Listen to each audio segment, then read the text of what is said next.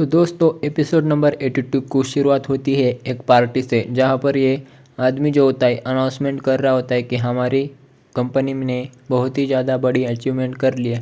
तभी यहाँ पर कुछ लोग बोलते हैं कि अभी मैडम को भी माइक दे दो। तो ये आदमी ज़रा सा गुस्से से उसकी तरफ देखता है और उसको माइक दे देता है। फिर इसके बाद यहाँ पर ये जो लड़की होती है ये बताना शुरू कर देती है कि ये सब हम सब की अचीवमेंट ही, ना कि हमारी अकेले की। फिर अचानक से इस लड़की को कुछ हो जाता है और ये बहुत ही ज़्यादा हंसने लगती है और फिर अचानक से ये बहुत ही ज़्यादा बातें करते हैं कि परियों की दुनिया में आपका स्वागत है। अब ये वहाँ से भाग जाती है और यहाँ पर सभी लोग उसकी तरफ देखने लगते हैं। फिर इसके बाद ये यहाँ पर टेरेस पे आ जाती है और वहाँ पे आने के बाद ये लड़की वहाँ से नीचे कूद जाती है। अब सीन शिफ्ट होता है सीआईडी ब्यूरो में, जहाँ पर सीआईडी वाले उस सीसीटीवी फुटेज को देख रहे थे। और फिर अब आगे और एक सीसीटीवी फुटेज देखते हैं जहाँ पर एक होटल होता है, जहाँ पर एक आदमी दूसरे आदमी की तरफ घूरता है। फिर वो आदमी बोलता है क्या कर लेगा, क्यों घूर रहा है। तो फिर यहाँ पर ये आदमी बल्ब के पास जाता है और वहाँ पर जाकर एक वायर को पकड़ लेता है और उस वायर को अपने मुंह में चबा लेता है। जैसे ही वो वायर अपने मुंह में चबाता है उसको करंट लग जाता है और वो वहीं पे मर जाता है। फिर अब फिर से सीन शिफ्ट होता है। अब यहाँ पर से ऐड वाले बोलते हैं तीसरा सीसीटीवी फुटेज देखो। फिर अब यहाँ पर हम लोग देखते हैं कि रिक्शा वाले अंकल जो होते दो, वो यहाँ पर एक आदमी की तरफ देखने लगते। फिर यहाँ से बाहर चले आते और अपने हाथ में एक स्क्रू ड्राइवर निकालते। फिर बस में बैठे उस सिक्योरिटी गार्ड को ये भी मार देते और अब ये सीन ख़त्म हो जाता है और वहाँ पर वो आदमी मर जाता है और फिर जिसने इसको मारा था वो भी वहाँ पर सो जाता है। अब यहाँ पर सीआईडी वाली चर्चा कर रहे होते कि आखिर क्यों इन सब लोगों ने अपने आप को ही मार दिया और उस रिक्शा वाले ने उस एक और आदमी को मार दिया। फिर अब यहाँ पर हम लोग देखते हैं कि सीआईडी वाले चर्चा कर रहे होते हैं कि ये दो तो सुसाइड है, लेकिन ये एक तो साफ साफ मर्डर है। फिर अब यहाँ पर सीआईडी वाले उस रिक्शा वाले को ढूंढना शुरू करते थे। अब यहाँ पर पूरी मैम बताती है कि जो कलर किया हुआ लड़का मरा है उसकी तो कोई प्रॉपर्टी नहीं है और ना कि उस सिक्योरिटी गार्ड की, लेकिन उस लड़की की है जो टेरेस से कूद के मर चुकी है। तो अब यहाँ पर एसीपी सर बोलते हैं कि हमें उसी के बारे में पता लगाना पड़ेगा कि आखिर उसकी प्रॉपर्टी उसके मरने के बाद किसको मिलने वाली है। तब यहाँ पर ये सीआईडी वाले जो होते हैं यहाँ पर उस लड़की के कंपनी में आ जाते हैं। फिर यहाँ पर ये रिसेप्शन पे पूछते हैं कि वो सर कहाँ है। फिर यहाँ पर ये उनको मना करते हैं कि सर की मीटिंग चल रही है, लेकिन फिर भी ये सीआईडी वाले उसके पास चले आते हैं। यहाँ पर ये कुछ खा रहा होता है। फिर इसके बाद सीआईडी वाले यहाँ पर आते हैं और वो बोलता है कि तुम लोगों को अंदर आने किसने दिया। तो फिर यहाँ पर ये जो होता है, फिर यहाँ पर उसकी मैनेजर भी आ जाती है और वो बोलती है कि मैंने इनको रोकने की बहुत कोशिश की लेकिन ये रुके नहीं। फिर अभी इसका वकील भी यहाँ पर आ जाता है और वो बोलता है कि सीआईडी वालों को बताओ कि बिना किसी एग्रीमेंट के तुम लोग मेरे साथ कोई भी तहकीकात नहीं कर सकते। अब यहाँ पर उसका वकील भी उन सीआईडी वालों को बता देता है कि आप मेरे क्लाइंट को बेवजह परेशान नहीं कर सकते। फिर यहाँ पर सीआईडी वाले बोलते हैं कि आपकी पत्नी की मौत हुई है और हमें शक है कि उनका खून हुआ है। तब यहाँ पर सीआईडी वाले उसको पूछते हैं उस रिक्शा वाले के बारे में कि आप लोग उसको जानते हो। तो वो नहीं बताता है। अब फिर सीआईडी वाले यहाँ पर रिक्शा वाले को पकड़कर सीआईडी ब्यूरो में लाते और वहाँ से उसको साथ पूछताछ करते। तो यहाँ पर ये बोलता है कि मुझे तो कुछ समझ नहीं आया मैंने कैसे किया, मुझे तो कभी नींद भी नहीं आती। अब यहाँ पर हम लोग देखते हैं कि उसके ब्लड रिपोर्ट भी यहाँ पर देखते हैं और उसके ब्लड में कोई भी शराब या ड्रग्स नहीं होते। अब सीआईडी वाले जो होते हैं उस लड़के के घर पे जाते हैं जिसने वायर को मुँह में चबा लिया था और उसकी मौत हो चुकी थी। उस लड़के के बाथरूम में हम लोग देखते हैं कि वहाँ पे उसके हेयर पर कलर लगाया गया था, वो अभी भी गीला था। अब सीआईडी वाले उसके घर की चेकिंग कर रहे थे।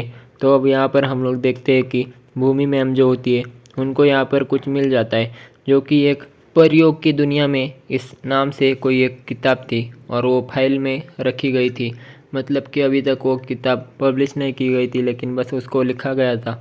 अब यहाँ पर भूमि मैम को भी एक कोई डायरी मिल जाती है, मतलब एक फ़ोटो मिल जाता है जहाँ पर उसकी गर्लफ्रेंड का फ़ोटो था। अब यहाँ पर ये उसके गर्लफ्रेंड के घर पे पहुँच जाते हैं और उससे पूछताछ शुरू करते हैं। तो यहाँ पर उसकी गर्लफ्रेंड बताती है कि वो तो बहुत ही एक सीधा साधा लड़का था, उसका कोई दुश्मन नहीं था और सुसाइड से एक दिन पहले उसने मुझे बताया भी था कि हम दोनों अभी बहुत ही जल्द शादी करने वाले। तो फिर अगर शादी करने वाला हो अगले दिन, तो फिर कोई सुसाइड क्यों करेगा। तो यहाँ पर सीआईडी वाले भी उसको बताते हैं कि हमें शक है कि उसका किसी ने खून किया है। तो फिर यहाँ पर ये बोलती है कि किसने उसका खून किया है। अब यहाँ पर सीआईडी वाले उसको पूछते हैं कि क्या उसका किसी के साथ झगड़ा था। तो फिर यहाँ पर ये एक लड़के का नाम लेती है और बोलती है कि उसने उसको मारने की धमकी भी दी थी, क्योंकि उसको शक था कि मेरे बॉयफ्रेंड ने उसकी स्टोरी चुरा ली है। अब यहाँ पर सीआईडी वाले आगे देखते उसके बॉयफ्रेंड का जिसके साथ झगड़ा हुआ था उसके घर पर ये लोग पहुंच जाते। तो अब इसके घर पे आने के बाद इनको यहाँ पर एक कोने में वो सोया हुआ दिखता है। अब यहाँ पर ये लोग उसके पास जाते हैं और उसको उठाने की कोशिश करते हैं, लेकिन बाद में सीआईडी वालों को भी पता चल जाता है कि इसके साथ कुछ ना कुछ गलत हुआ है, क्योंकि इसके मुंह से कोई जहर निकल रहा था। तो अब यहाँ पे ये लोग इसको अस्पताल में शिफ्ट कर देते और यहाँ पर पूर्वी मैम को परियों की दुनिया में कहानी भी मिल जाती है। अब यहाँ पर सीआईडी वाले सीआईडी ब्यूरो में तहकीकात कर रहे होते हैं कि आखिरकार इसने उस लड़की के बॉयफ्रेंड के चेहरे पर क्रॉस क्यों लगाया। तो अब सीआईडी वाले समझ जाते हैं कि शायद इसी ने उसको मार दिया होगा और फिर बाद में अपने आप को मारने की कोशिश की है। तब यहाँ पर सीआईडी वाले को सवाल होता है कि फिर वो लड़की जो टेरेस से कूदी उससे इसका क्या संबंध हो सकता है। अब यहाँ पर हम लोग देखते हैं कि भूमि मैम बताती है कि उस कंपनी से जिसने सुसाइड करने की कोशिश की अभी उसके अकाउंट में 1 करोड़ रुपए ट्रांसफ़र किए गए हैं। फिर यहाँ पर भूमि मैम भी उसी के बारे में पता लगाती है। फिर अब यहाँ पर सीआईडी वाले फिर से उस कंपनी में चले जाते जहाँ पर ये लोग जो होते कुछ कंफ्यूजन में होते। अब यहाँ पर सीआईडी वाले आते यहाँ पर और फिर ये बोलता है कि क्या तुम लोग फिर से आ गए। तो अब यहाँ पर सीआईडी वाले बोलते हैं कि अभी हम लोग बहुत तैयारी के साथ आए हुए हैं, हमारे पास सारे डॉक्यूमेंट्स हैं। अब यहाँ पर अभिजीत सर उसको पूछते हैं कि आपके अकाउंट से किसी लड़के के अकाउंट में 1 करोड़ रुपए ट्रांसफ़र किए गए। तो अब यहाँ पर ये बोलता है कि मेरी वाइफ जो थी वो बिजनेस पार्टनर थी मेरी, तो उसी ने ये घटिया काम किया है। तो अब यहाँ पर ये प्रीवियस स्टोरी बताता है कि यहाँ पर जो होता है इसका वकील जो होता है वो बोलता है कि तुम अब यहाँ पे कैसे आ सकते हो। तो फिर यहाँ पर ये इसकी वाइफ बोलती है कि हमने इसका प्रोजेक्ट चेक किया है और इसका प्रोजेक्ट बहुत ही बढ़िया है और इसने उसको 1 करोड़ रुपए दे दिए हैं। अब यहाँ पर सीआईडी वाले बोलते हैं कि हम पता लगा ही लेंगे आखिर आपके अकाउंट से पैसे गए या फिर आपकी वाइफ से। फिर अब यहाँ पर हम लोग देखते हैं कि सीआईडी वाले जो होते हैं जिस लड़के ने खुदकुशी करने की कोशिश की थी उसके घर हॉस्पिटल में पहुंच जाते और यहाँ पर इसके साथ बातचीत करने की कोशिश करते, लेकिन ये जो होता है हिप्नोटाइज हो चुका होता है, मतलब कि ये उन परियों की दुनिया में जा चुका था और वही की बातें कर रहा था। फिर अब यहाँ पर सीआईडी वालों के सामने सवाल आता है कि आखिर इसको किसने हिप्नोटाइज कर दिया है। तो अब यहाँ पर सीआईडी वालों के पास कोई भी ऑप्शन नहीं बचता है, क्योंकि अब यहाँ पर वो भी कुछ बता नहीं रहा था क्योंकि वो भी हिप्नोटाइज ही हो चुका था। तब यहाँ पर सीआईडी वाले बोलते हैं अब वो रिक्शा वाला ही कुछ बता सकता है। तब यहाँ पर सीआईडी वाले उस रिक्शा वाले से पूछताछ करना शुरू कर देते और यहाँ पर रिक्शा वाला बताता है कि सर मुझे कुछ भी नहीं पता है, मैं तो कभी सोता ही नहीं हूँ क्योंकि मुझे प्रॉब्लम है। तब यहाँ पर ये बताता है कि एक दिन मेरे रिक्शा में एक आदमी बैठा था और उसने मुझे एक एप्लीकेशन के बारे में बताया था और उसके बाद वो एप्लीकेशन को यूज़ करने के बाद मुझे अच्छे से नींद आई थी। तब यहाँ पर सीआईडी वाले उसको कुछ फ़ोटो दिखाते और उनमें से एक आदमी को वो लोग पहचान लेते जो कि वही था जिसका खून हो चुका था और उसने अपने हाथों में दांतों में वायर चबा लिया था। अब सीआईडी वालों के सामने सवाल था कि आखिर उसने उस एप्लीकेशन को इसी के मोबाइल में इंस्टॉल। अब एसीपी सर जो होते सीआईडी वालों को बताना शुरू कर देते हैं कि मैंने सब कुछ पता लगा लिया है, आखिर ये एप्लीकेशन कैसे काम करता है। ये एक ऐसा एप्लीकेशन है जिसके ज़रिए हमें नींद तो आती है लेकिन हम नींद में हिप्नोटाइज हो जाते हैं, मतलब कि हम वो सब कुछ कर सकते हैं जो ये एप्लीकेशन बताएगा। और उसी दिन यही हुआ था कि इस रिक्शा वाले ने जैसे ही एप्लीकेशन यूज़ किया उसको बताया गया कि उस सिक्योरिटी गार्ड को मार दो। फिर इसने वही किया जो नींद में उसको हिप्नोटाइज करवाया गया।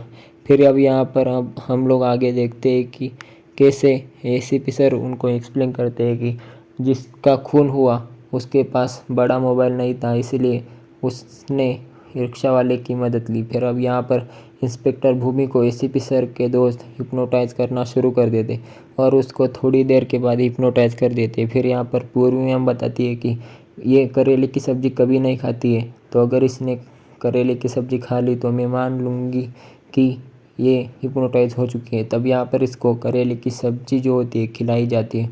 अब यहाँ पर ये करेले की सब्ज़ी खा भी लेती है और अब आगे हम लोग देखते हैं कि जैसे ही उसको हिप्नोटाइज प्रोसेस से बाहर निकालते तो अब यहाँ पर ये बहुत ही ज़्यादा डिप्रेस लगती है और यहाँ पर सीआईडी वालों को प्रूफ हो जाता है कि ये हिप्नोटाइज से बाहर आ चुकी है।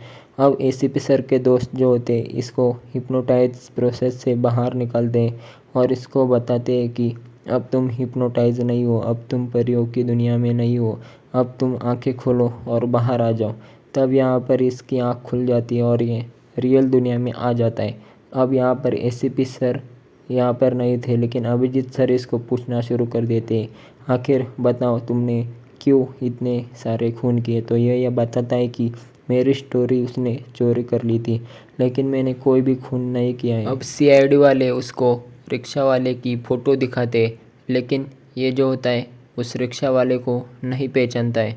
अब यहाँ पर हम लोग देखते हैं कि सीआईडी वाले जो है, सीआईडी वाले उस हॉस्पिटल से निकल जाते और अब सबको यहाँ पर सीआईडी ब्यूरो में बुला लेते और सबसे पूछताछ करना शुरू कर देते कि आखिरकार किसने उन तीनों को मारा है। तब यहाँ पर ये लड़की बोलती है कि इसने मेरे बॉयफ्रेंड को मार दिया होगा।